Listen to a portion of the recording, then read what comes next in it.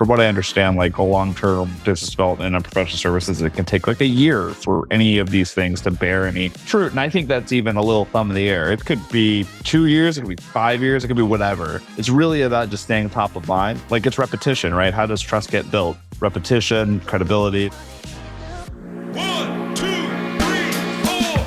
Welcome to the Small Business Mentor podcast, where we shine a light on the black holes of business growth with your host, Alan Pentz. In each episode, we explore the leaps and bounds entrepreneurs make as they push their businesses beyond the 1 million mark into the realm of professional sustainable growth. Stay with us as we navigate the journey from brute force to finesse. Today on the Small Business Mentor, we have Dylan Chatterjee of Onbench Consulting. And Dylan and I met, I guess, originally through a newsletter I was writing. We started corresponding and then a little bit on X. And then we met up in person at Brent Beshore Permanent Equities Main Street Summit and got to spend some time together. So it was great. And I thought he'd be a perfect guest for early on in the Small Business Mentor podcast life. So welcome to the pod, Dylan. Thank you very much. Glad to be here. So first, what is Onbench and what do you guys do? So Onbench is a software services company. Our two main books of business are technical team augmentation and managed services. So our team augmentation is software engineering, data engineering and analytics, product management and design. Typically in any given one of our clients, there's a typical, like if there's a roadmap, there's a skills capacity gap or a capacity gap. So they either don't have the skill set or they don't have the headcount. And so we help fill that for our clients. Engagements can be as short as 5-6 months, as long as 2 years and counting as far as we've been around. On the managed services side, in the software development cycle, there's chunks that you might be able to partition out and they just need some inputs and outputs. So we've been able to set up primarily on the QA side, either device or application, building a team of QA engineers for a couple different clients. So fair to say a lot of technical sort of software kind of related work? Yeah, it's where we focus on a general technology stack, but we've been able to get into the niches. So as an example, we're working with an immersive reality company and they do a lot of their work in Unity and Unreal. So we've been able to find some game engine developers for them. It crosses the gamut and all the way up to something that's a little bit more commonplace. So like we've got one of our clients is a financial company and they needed a quote unquote website producer. So somebody to come and help build like various landing pages and things like that. And we were able to help them with that talent. So spans the gamut, stay on the technical side. It's what we're good at. It's what we do. Both me and my business partner have product backgrounds. And so that gives us a little bit of an edge in order to put together some really good teams. So this is my sort of bread and butter in professional services, although, I'm on the government side, you're on the commercial. And then you had said you got started at 2 years ago? Was that right? 2 years ago. So my business partner actually bootstrapped this at the tail end of 2021. And then I joined him in 2022. So our full first operating year was 2022. And so last year was our second full year of business. And you guys were able to, you told me, to double revenue last year? That's right. So we're in currently low 7 figures. We doubled revenue in year 2 from year 1. Hopefully we can double it again this year. We'll see what happens. Bootstrapping a professional services business it's pretty easy to do that first bit, right? Where you have that contact and, you might have worked at a company or something like that. But like to get it past that is a pretty tough business to be in, as I'm sure you've learned, right? Totally. And I think just for added context, my business partner, he's been in professional services for 10 years. And so he definitely, because of his network and reputation, got us our first initial and continuing to get our clients. Whereas I came from the product side. So I've done a lot of the operations and delivery, and I'm starting to also pull in some clients because as my reputation is shifting from product guy to professional services, software services, Dylan can help put a team together for you. That's starting to come into the fold now too. So obviously 2022 must have been a pretty rough year in the tech space. Yes and no. Any incremental headcount or any incremental business activity for us was a massive win. And our overhead was so low that I'm not saying it was win after win. We definitely struggled. There was massive lulls and doubt and all those things that come along with entrepreneurship. That happened a lot in 22, but I would say even in 2023 was probably even more because I think the market was continuing to tank because keeping in mind, everyone was like, okay, the recession's looming and all companies are tightening their belts. There was more layoffs. And so it was like a continuation of 2022. So I felt like for Onbench, we were able to navigate and surf a good wave in 2022. And then in 2023, we just got some wins and managed not to lose them, which I think is a win in and of itself. But I felt it more last year. I felt more of the angst in technology. I felt it more in 23 versus 22. So tell me a little bit about, so who are you selling to usually, like a CTO type, or does it kind of vary across a lot of roles? No, you're absolutely right. Our ideal person is a chief technology officer, VP of engineering, lead data person. Oftentimes our warm lead into a company is like the VP of product, because again, me and my partner speak product pretty well. And then it's like, do they have a good relationship with engineering? What is that? Can we get a warm lead in? But our typical buyer is like chief data officer, CTO, VP of engineering, that kind of person. And then as I'm learning, and I think I would love to learn from you too, it's there's always the person who buys your service, and then there's the procurement person. There's like the paperwork that can be really intense depending on the scale of the company. And there's some companies that we're like, okay, we're too small to like satisfy a lot of these requirements. They have these huge master services agreements, right? That you got to try to, like tons of questionnaires and security and compliance. And we're like, we're just a small business. Like we don't have a lot of the redundancies that they require often. But there's also a lot of large companies that we've been working with that we've been able to jump through the hoops. And it's been a really good relationship. and so they're coming to you, this data officer or whoever, because they're really looking for like a staff aug kind of person, and they don't want to like hire Deloitte or Accenture or something. Is that the deal? It really is contextual. And I think there's probably a couple of answers. One, the answer is it's all a little bit similar. Like there's commoditization in there, but I think we differentiate ourselves. I can tell you how and why. But I think from a client perspective, they've either had a long-standing relationship with one of the big companies and that's just who they go with. That's who they're comfortable with. If they're looking for a new partner, they're looking for potential specialists. And then there's like an answer of, okay, I might not know what I need. I like working with high touch account people because you could go to a specific shop that does SAP or they only do Snowflake data config or something like that.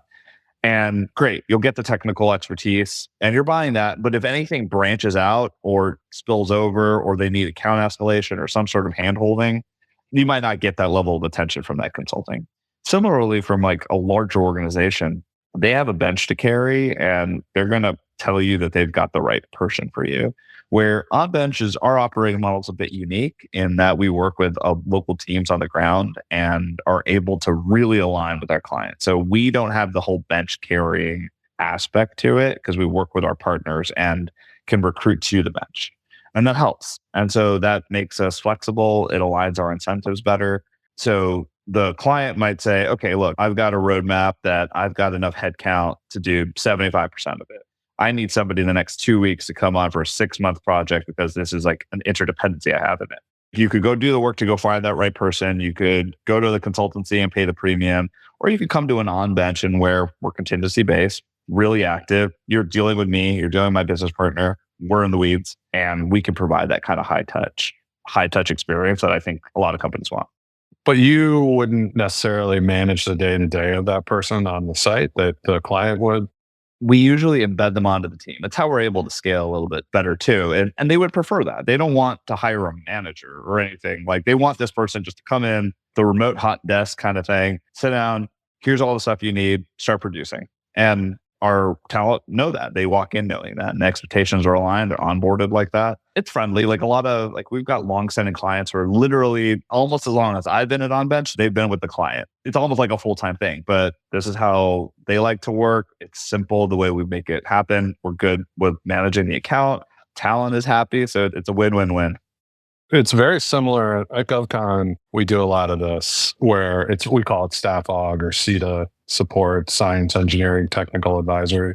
All these terms kind of blend into each other. So it's not these fine distinctions, but there are a lot of kind of staff aug kind of roles. And then there are ones where you're responsible for the solution. So you've got a lot of management overhead in there as well. And it kind of blends back and forth. But it's interesting to hear like you could have like a long-term 2+ year person, working at a commercial client. On the government side, like they just can't hire that person. So the question is, why don't they hire someone for that role? Totally. And I think sometimes the economics don't work out. I mean, if they wanted to hire this person in the US, they would cost them 2 or 3 times as much, like in comp. And then also with all the overhead that goes along with it. Whereas with us, we take care of it. So you're like an offshore interface for them in some ways, right? Depending on the role. To some degree. Well, like the reason why we don't say that is because our clients vary in what they need depending on anything. So we have worked to help wrangle bids. We have worked as product strategy consultants. We have worked as setting up managed services for quality assurance. So the fact that we're small allows us to have that flexibility and just being really client centric about what you need. And I don't consider it like we're not doing marketing or biz dev or any of that like crazy. We do software engineering, product work, design, and data. That's what we do. That's what we're set up to do. And so what flavor of that engagement, we keep a little bit more flexible just because sometimes our clients need different things. We've also done recruiting. So there was a biotech startup that we worked with last year, and they needed a VP of engineering, and we were happy to help because we worked with them on the team augmentation side as well. And they were like, look, we need the senior leadership and we're not finding it. And so we took a stab at it since our network is pretty good and our operations good, and we were able to find somebody for them. We just, again, try to like be a trusted partner or whatever they need from the product and software development side. That's professional services, baby. Do whatever they need you to be, right? Yeah. And I'm learning that as I go. Yeah, that's where you go from a product guy. You're not supposed to be everything for everyone, whatever they want you to be. You're supposed to be one thing, right? We're not trying to be everything either. I think like we're not advertising it. Like we definitely are reactive when it goes outside of our direct wheelhouse of team augmentation. Like we're reactive to that piece. And then these people you recruit, like say it's like short-term gigs, these are people who are like prioritize. They want to have sort of like a lot of small gigs that run periods of time. Is that sort of like, how do you find those people that are open to that? We work with talent around the world, Americans, Europeans, LATAM, Pakistan, India. I would say the common trait is a lot of times in product and software development, it's normalized to work on contracts. Like it happens more frequently than you think. For example, when I was in product at Hulu, there was a couple of engineers I worked with, and I just thought they worked at Hulu. I had no idea that they were actually contracted from Mexico, and they would just come up to like a yearly or every half year for one of the planning sessions that we have. I had no idea. I thought they were Hulu people. So it happens, I think, more frequently than we see. Like on an hourly wage, they get paid more than they would as a W-2. And then it provides the company flexibility. So it does end up being a pretty cohesive and arrangement all around. From a personality type, it honestly ranges. I mean, it's people they like to experience different things. They don't like being tied down necessarily to the W-2, but also the culture of work is different, and I can't really like pithily say all of the nuances, but an Argentinian versus a Brazilian versus a Mexican versus a Colombian, like they're going to have different attitudes toward work, how they think about it, and traveling in between the countries. And there's always something like that. Okay, so you guys get in, so I always say professional services is awesome for that first year because you got some connections, right? So you get your first gigs doing that. But I'm like, how fast did like the network get tapped, or has it been tapped? Like, have you worked through it and had to go to like new tactics? I have gone through, I would say like 7 or 8, what I would say business development iterations. I was really focused on delivery and operations 2022, because while you get a new account is the business development side, you actually only make money when you deliver, right? You only make money when you operate really well. I was really focused on operating well. And so that was like 2022. In 2023, mid-ish 2023, I started to think about what business development looked like for me. And this was, again, like context, right? The market was not great. Everyone's hanging on to dry powder. There was not a lot of investment in human capital and product. There's layoffs all around. So it was a really bad time to be like testing ideas. So initially, I think I was probably quieter than I thought that I should be. And I started doing like more cold outreach because I thought maybe let me try this. It was terrible. It was a terrible idea. Completely. Like I quickly was like, look, the probabilities and the hit rate is terrible. Let's move it aside. So I started then doing more warm leads, and then Warm leads through. LinkedIn, my network, like I went to a decently sized public state business school at IU. I have a decent network in technology. And so I just started kind of letting people know what I was doing, just catching up with people and like earnestly too, because like these are my friends. And I felt weird about it. I think that was one hump that I personally had to get over, was feeling inauthentic talking about business. If I didn't have this to talk about, I might not ever reach out to this person.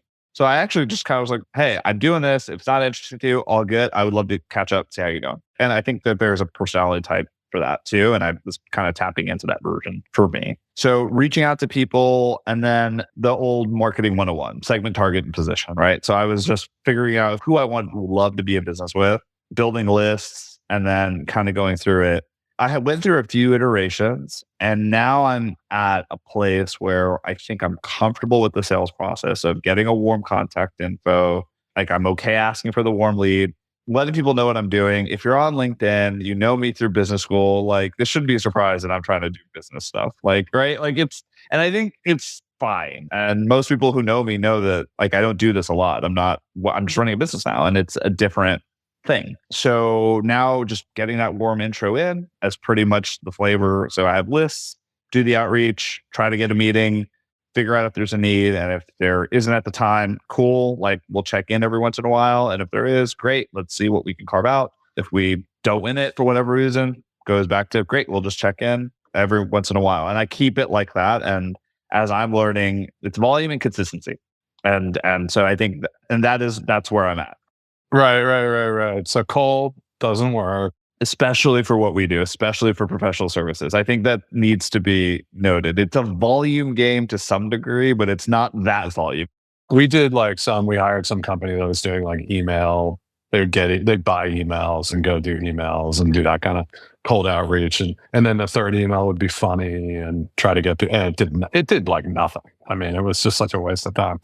So yeah. And I think I told you at the time, I had known a guy, he was from a pretty successful consulting company, very, similar to yours, maybe a little bit more solution oriented, a little bit less people. But what they would do is because they would have, a lot more W-2s, right? So every W-2 that came in, part of condition of employment was downloading their LinkedIn database. And so they had them in a big database. They would look at, they would profile, hey, the top X, because they were an office-based system, right? So they'd be like, all right, within X, well, I mean, like Dallas, like every headquarters in the world is there. So you want a company that's over X amount of millions in revenue because they would hire for consultants, right? And then anybody who had a connection to anyone there that they wanted to get into, even if it was like, I know the receptionist, it was like, we don't care. The receptionist has a boss. We'll talk to their boss, and then their boss has a boss, and we'll just work our way up. So what I realized, it was just this like massive networking tree that they would go through, and they had to have people who basically that's all they did was work that network. So I assume you found that this is a very time-consuming activity. Yeah, it is. I mean, I was just like in the past couple of days, I'm not even done. I was just going back through who I contacted last quarter of like people and just reaching back out, setting up some calls, and these things take time. Everyone's got a to-do list and their own things, so you can't take anything too personally. Before I went to business school, I was in the film business, and when I was on the creative development side, it was all networking. This is it. It's just really funny that basically the first thing I did out of undergrad, I'm back to doing it again, and I find a lot of comfort in that. Like there is no secret sauce, and it's just like being there, being authentic. Don't be a schmoozy dick, and just this is who I am. Happy to, if we're not a fit, awesome, great. If I could ever be helpful on any level, and we have referred our own clients to other services that we were not a good fit for. Like it happens, and we just really and that's who we are. We work hard, be nice, be kind, and try to take that in. It's just now I'm doing it on the volume side and reaching out to my network, and it takes a lot of time. Would you say that's responsible for the doubling of revenue, or is this like something that you're investing in now to see whether it pays off? Again, I started officially doing my real outreach like mid-ish last year. And from what I understand, like a long-term business development and professional services, it can take like a year for any of these things to bear any fruit. And I think that's even a little thumb in the air. It could be 2 years, it could be 5 years, it could be whatever. It's really about just staying top of mind and just like it's repetition, right? How does trust get built? Repetition, credibility, they can see you doing the work and that you're still operating, you're growing, all those things. So it's something I would say that I've been investing in. The revenue growth is attributed, I think most of it, if not all of it, I'd have to look depending on when clients came in, but it pretty much is all account expansion. So it was our current clients happy with what we're doing, knowing that we can be trusted and to deliver really great people and be really great people to work with and coming back to us with like, hey, we actually need this and this. And that is what doubled our revenue. That was my guess. If you had asked me, I would have said most of it probably is going to result from that account expansion because that's the way it works, right? I'm happy. I would much like if I had to pick, right? Like I would rather just stick with the 10 clients we have. We're great partners to you. I don't like that's fine. I want to add in some more accounts into the fold. And you know this too. We don't need a ton of accounts to be pretty successful at what we're doing. I would rather have, and I think this is a choice you can make as a small business owner, is you can choose to have a smaller list of clients that you love to work with and everybody's happy and you grow the business. You could grow it to however big you want, but with that comes the trade-off of overhead, not being on the ground the way you want to, maybe not having the personal relationship that you want to. It all comes as a trade-off. We're well below our next like plateau of needing to add any significant overhead. But I think like if me and my partner had a choice, we would just rather have a few awesome clients and build. I think that, again, agree, account expansion is the way to go. You always need to have that new account process underway. It's not going to yield a major new account every month, right? But there are going to be things that happen on accounts. Like you could have a long-term thing and the CEO gets fired, they clean out an entire department.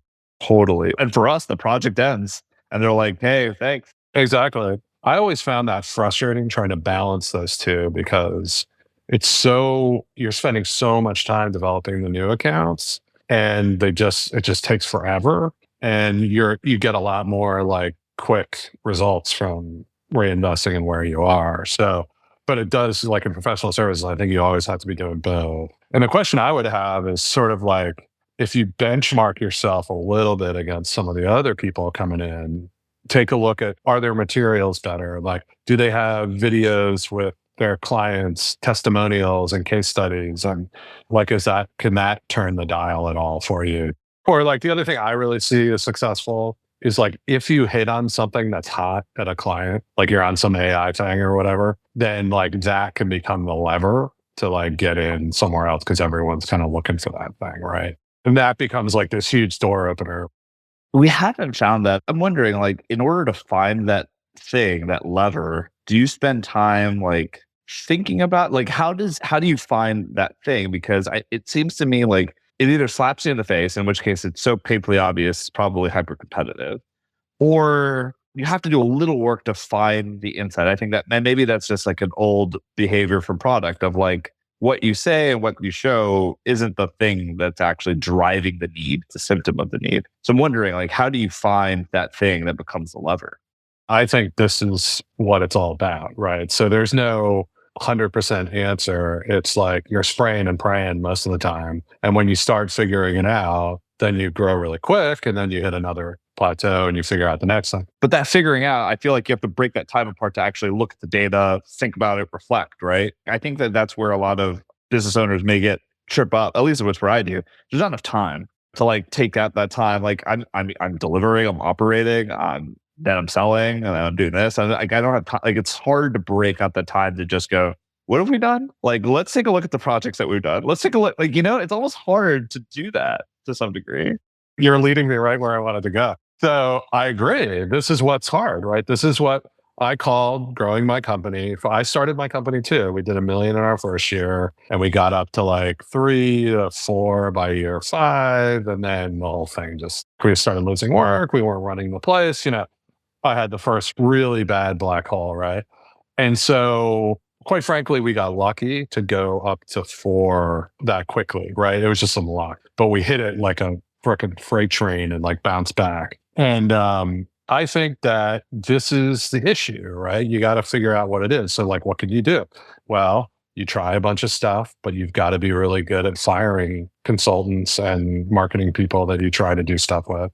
I think that there's a lot of really good things you can get out of benchmarking, right? So try to, the other thing is to ask the people who are your customers, like why they hired people for various reasons, that kind of thing. But I do think this is one of those things where you like another lever. I don't know if you've considered, we've talked about it obviously, and you've been to Main Street Summit, is like that's why people buy, because they've at least figured out some of these levers to get to the next level depending on what you buy. That's why you don't want to buy a 500K business, right? You want to buy a $5 million business that kind of figured out a couple of those levers. So I'd be curious, have you, and it's a tougher field in professional services where it's relationship based. It's like, what are you buying when you buy it? Could you buy a master services agreement? Could you buy that? I don't know. So have you and your partner talked about that option at all? No, we haven't considered it. We are fully bootstrapped and probably maybe overly cash conservative. And it's not that we have said no, it just hasn't been a question. I think like given the market dynamic and how suppressed I think this space has been in general in the past couple of years, I want to give it a fair shot before we try something that different. It's not an ego thing. It's that I think that we can get a little bit further, a little bit deeper with our clients. I think we can add a few more clients. And I want to see where that takes us, because I think we can still hit the bullseye with the current gun we have. I don't want to bring in a bazooka and blow it up, because then, man, the cost of being wrong. Because what if we're wrong about our certain thesis, the way we operate, our account management model, our operating model? Now I've got another company here with people probably on the bench that have their own culture. I've got to worry about integration. So now my focus is on this and not on what we were set out to do, which is solve client problems with really great talent. And so I think it detracts me. And right now I feel like I'm just hitting my stride. I don't necessarily think it's the right decision, but it is a way of not chewing glass for 2 more years, figuring out what the growth levers are, right? And one thing I'd offer though is I do think it's something good to look at, because you learn a lot about other companies and what makes them good or not. You don't have to buy anything, right? You just look at them, right? Yeah, just get the perspectives. Right. And you're seeing what drives their growth, how their growth is structured. You see what their gross margin is. You see what, so, and increasingly, I think it becomes less of a bazooka as you grow. Hey, buying a $5 million company when you're 5 million isn't a bazooka anymore. Now it's a rifle. I agree with you. Like if we get to 5, 6 and there's another $5 million business that's available, like why wouldn't we consider that? Right now we're not there. But like I think like once we hit that mark and we're actually stalling a little bit, I think it'd be worth considering, as long as we're also, to your point, doing the work of figuring out why we're stalling. Because did we go after the wrong market? Is that market we thought were underserved actually being, is there some sort of equilibrium that hit with their technical talent? Are we not doing active account management? Are we not doing the right kind of business development? Like, as long as we're trying to identify why we stalled, and then the formula is something like, hey, actually, we're doing everything we can. It's just growth in this area would take X years, and that's where we're focused on. Then it sounds like, okay, great. Well, there's a company over here that's been doing it. Maybe we should just go acquire them and just jumpstart our way in. Totally see that as a plausible, very realistic scenario. I think you're smart to do it that way. I mean, I think you're probably the best potential acquirer rather than some guy coming out of business school who doesn't know shit about an industry, like going in and buying a company, right? So like in some ways, you're almost like an ideal acquirer. A woman I know here had like $1 million, $2 million GovCon company, and then she went and bought like a $5 million one and just like really accelerated her growth. Now she's like 20. She was able to integrate it and continue to scale it. Well, because essentially she was not integrating cultures. She was basically bringing her company. She was like, oh, whatever you guys are doing, I want to do that. Exactly. She's going into their culture and very consciously because she liked the way it was set up and blah, blah, blah. But anyway, so one thing I would advise is definitely taking a look at acquisitions just from a learning perspective, like see the companies, see how they grow. So I would definitely, again, I hear you. It's all time. It's difficult. And then I think what I wasted so much time on is all these different marketing ways of trying to get work. And it just like I cycled through 50 of them, I feel like. And like none of them worked. I am trying one, and you can. I hear you, and I know you're gonna be like, Dylan, you should do this. It is an offshore, so it's technically inside sales or direct sales. We are treating it as like a marketing channel to some degree because what we're hiring an offshore sales guy to basically do dial for dollars, but it's really like LinkedIn messaging, networking. They'll be representing Onbench, and what I'm going to be setting them up to do is going after the industries that I want to get into, but I have zero network into, and like they're ripe for it. And so, get me one good meeting, get me like one good account to close. It kind of pays for itself, to be honest. And so my downside's kind of capped, and I'm willing to try it for a little bit to see if it works. Right. And so this is my thing. It's like, I think it's unlikely to work, right? You know my bias on stuff like that. But I don't say don't do it because I do think there are things that work sometimes and you got to try them, but you got to be ruthless about getting rid of it when it's very clear it's not going to happen. Right. So like that's the trap is you drain your cash, you drain your time. Like you said, you just got so many things to do and so little base to do it on that you got to be kind of ruthless with what you're trying. And this is, again, I went through this. I did this whole exercise on problems we solved, and we did this whole marketing campaign. We did this and we did that, and like in the end, like what did it? It was some combo of luck, account expansion, like our clients where we're doing good work got more money. Bam. Right. And then for me, it was as I kind of got toward that mid 7 figures market, it was getting rid of incompetent people in leadership and getting in some people who could really build the back office and do all this stuff. So that's probably not quite where your problem is yet. And so some of it was just existing, having the money drop. And I did all this marketing. I don't think it did anything. One of my favorite maxims is activity breeds serendipity. Luck is the function of surface tension. Like how much can you cover? And I don't know, like you obviously got incremental accounts during that time. Now, whether it was a actual marketing thing that did it, but maybe it refined your own thinking and how you talked about it when you were doing direct engagement toward them. Maybe. I mean, really what happened in my world was like we had clients. We worked in this thing like public safety communications programs for the government. And then like that got big because of, it turned into this broadband issue, right? Back in like mid 2010s. And then public safety broadband became broadband for America, right? And so that led into these massive like grant programs and infrastructure programs to build out. And we just followed that. So like literally it was like, yes, we did good proposals and we had done the work of like knowing all the clients around that. So we did the account expansion kind of stuff. But like until the money dropped, I don't think it was us. So like when I look back on it, I haven't run this scenario 100,000 times. I've run it once. So take it for what it's worth. But for me, it was luck being there, doing good work, obviously, in professional services, you got to do it. Doing that, yes, I'm going to go try to meet the person who's adjacent to this office who could do something that helped. So we networked in that community, but it was really luck and it was getting better people. But as we grew and understanding, like a big thing for me was as we grew, then how do I replace me talking to those clients every day? And I hired a lot of people that couldn't do that and had to go through like that, right? So that was a big barrier. But it was really just that luck. And I'm sitting here like 8 years later being like, I should have just bought a $5 million company and I would have gone through that so much faster. So anyway, that's where my bias comes from. And maybe I would have screwed that up, so I can't say. Maybe I would have bankrupted myself. This podcast might be about different things. It might be about like how to integrate a company because that's an enormous amount of risk too that you're taking on by doing that. Of course. And I don't want to be one note on it. I don't think that's what you should do. But it's just to this like growing a small company is hard. And there's a lot of people out there telling you different ways to do it. And I just never found anybody that knew what they were talking about.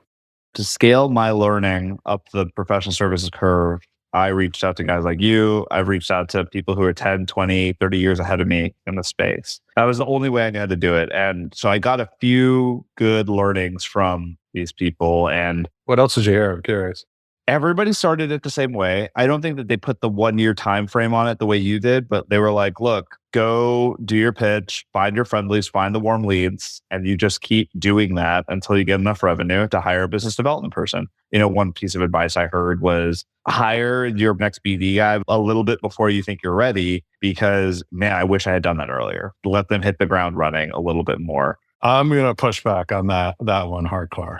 Again, it's some people have said it, and then I've also heard the other piece is like, hey, delay it. You should always be running sales, and 50% of your time should always be committed to growing the accounts, which is where I'm at now, more than 50% for sure. But I think like just the process of the zoom in, zoom out of your business strategy, what you're offering, how you talk about it, and then putting in the time and consistency. Like, it's a simple business. I think where the nuances come out are in the specific interactions. Like, there's stuff that I have already got war stories on several things that have happened, from honestly like mental health issues to like crazy projects, like people being shady. We've had to fire full on companies like we don't want to do business with. It's already been intense, and you can't really plan for that. I think it's just like, how do you stay level headed, make sure you're ingesting good reading, like honestly, make sure that's the stuff that's circling your head. Because when shit hits the fan, how do you step back and think about it long term, think about what the short term fire is, structure the problem, communicate effectively, and then start to execute? I think that's, to me, where, and by the way, that's what's been probably the most gratifying thing over the last couple of years is I love not working for anybody. I love working for myself and seeing business grow, and using what I think I developed a lot of skills over my career and seeing them all kind of come into play. So I know this podcast isn't about convincing people to be small business owners, but like I would say that I do feel like if you're at a job that's not using more than 60-70% of what you have to offer, consider running your own business, because it'll probably use 110% of what you've got to offer.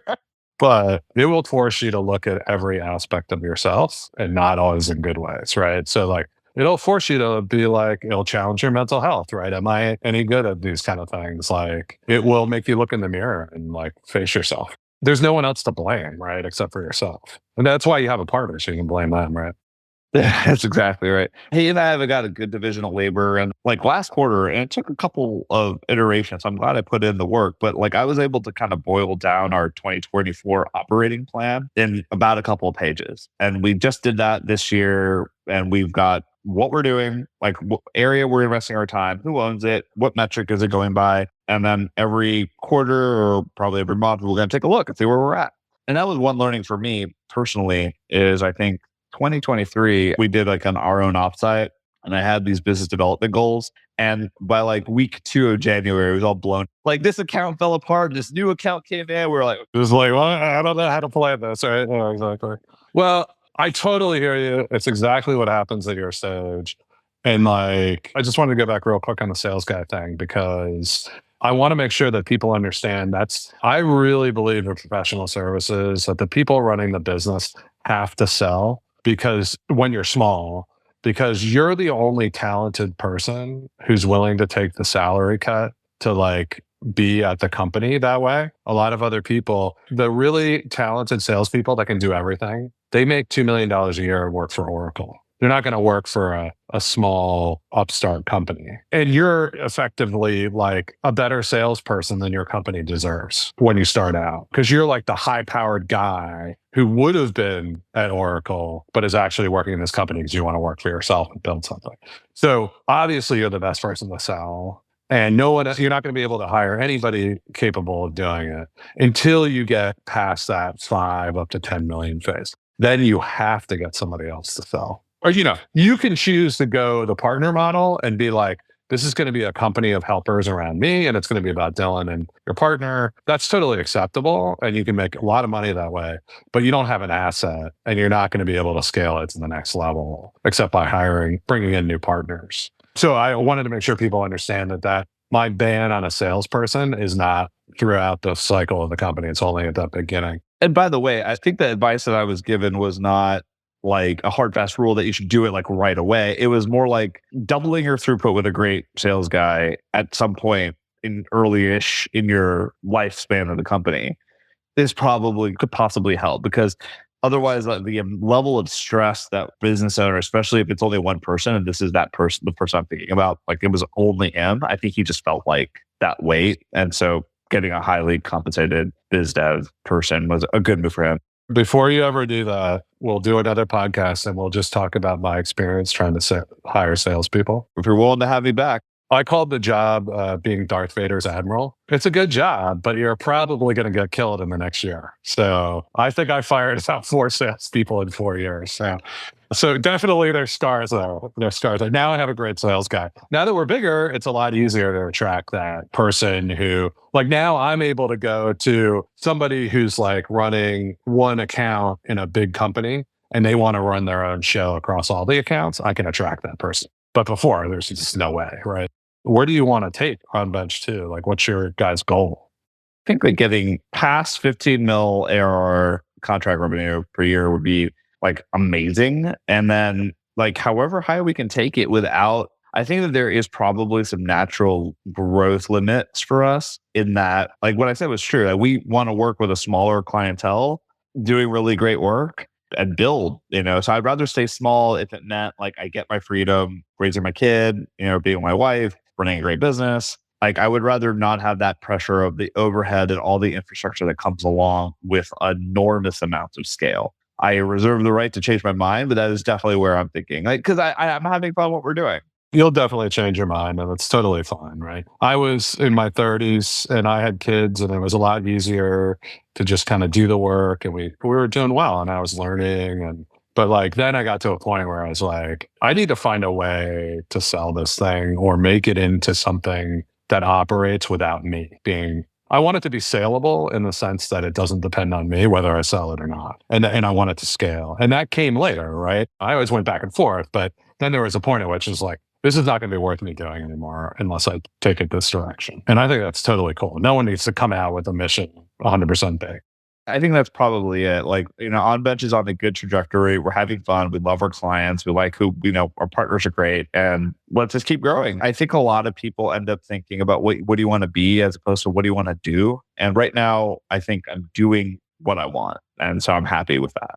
It's a beautiful thing. Just don't go to a lot of more business conferences because then you'll see all these other people and you'll be like, oh, I actually want to do that. Right. So keep the blinders on if you're happy.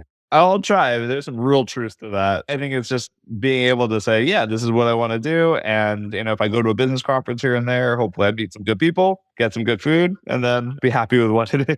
So if you're talking to some guy, he's at tech company thinking about starting his own company, what's your recommendation for you 3 years ago? I would say if it's something that you've consistently been thinking about and have potentially tried, I would say continue to do so and to probably do it at the side of your day job until build on the side. I think burning the boat is only a good thing if you've really packed for the journey. And you need to know what you're getting yourself into. And if you're going into services, to your point, like have those few clients first in hand, make sure that there's a contract in place, a long-term engagement, and then go. And then you'll have to make it up as you go along. If it's a product-based company, then I think building that MVP and starting to roll it out slowly on the side of your day job is 100% possible, especially with today's cheaper engineers, low code, AI, like all of this is absolutely in your favor if you're building a product company. Depends on what time intensive. Don't try to do both for sure. I like breaking things into some level of a formula. So like if you have an interest in something and you're like, okay, I know I have the time, I know I have the knowledge, I know I have the execution, but I'm not getting that result, break that down into some sort of first principles of like, okay, well, do I have enough knowledge? Like really, like, and I think that's what I've been doing for my sales process. Zooming in, zooming out, like putting it into practice and zooming out and going, is this what, am I getting the output that I want? And then zooming back in. Because then you'll be able to see if your product or service or business or whatever it is actually going to be able to fund the rewards. I think the other thing I would say for anybody is control your burn rate. What do you need to live on? Because you might find that you don't need as much as you thought you needed. If you're married or have a kids, like that conversation gets a little bit broader and different, but it's the same on principle. Like, okay, well, what do we need to survive month to month? What am I bringing in now? And then what will I need to bring in order for them to make this real? And then do the switch over whenever you hit certain levels. And I think you did something smart. Have a wife that works and live in Dallas. Don't live in San Francisco. Well, we just moved. So thankfully, that was, moving to a lower cost of living area is absolutely part of the plan for my family. Like we're doing fine. Yeah, exactly. Well, what we're going to do on the pod, Dylan, is we're talking to some small companies and some mid-size, and then some of the like big gurus. But particularly on the companies that are really growing, developing like you, we want to check in every like 6 to 12 months and like see how the efforts are going. Like, what did you learn from, when we talked to now? So I think it's really cool for people to see that happening. Like, hey, I did that cold calling thing. That sucked. I expect to hear that, but I won't be pleasantly surprised. And then, so hopefully we can get you out in a few months, see how things are going. 100%. Doing this in January is an easy timing to remember because at worst, you and I can talk every January and see what happens. That's right. That's awesome. Well, thanks for being on the pod, Dylan, and good luck with Onbench. It sounds like it's going awesome. My pleasure, Alan. Thanks for putting out great content and doing this pod. And I think your voice in the landscape of operators for a small business is sorely needed. So I appreciate it. Your content resonates with me. I'm glad you're doing this. Base flattery will always work, Dylan. So I appreciate that. All right, man. See ya. You've been listening to the Small Business Mentor podcast, brought to you by Alan Pentz. For more insights on how to navigate your business through its black holes, visit @apentz on X. Don't forget to search for Small Business Mentor in your podcast app to subscribe. Thank you for joining us, and here's to your next leap in business growth.